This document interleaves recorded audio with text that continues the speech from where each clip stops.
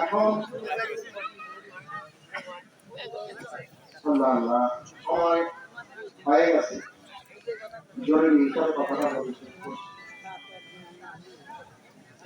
যেভাবে বোঝানো দরকার, এরপরে ওই টাকা উঠায় তাদের যারা বস্তুত বন্টন করে তাদেরকে সম্মানী দেবে। সম্মানী দেওয়ার পরেও যদি তারা খুশি না হয়, সেখানে একটা নামার অনেকে বলেছেন ওইটা আমার মাঠ থেকে যদি এরকম প্রশ্নের আগে এটা বুঝতে কুরবানিটাই আপনার, কুরবানির সবটুকুনি আপনার।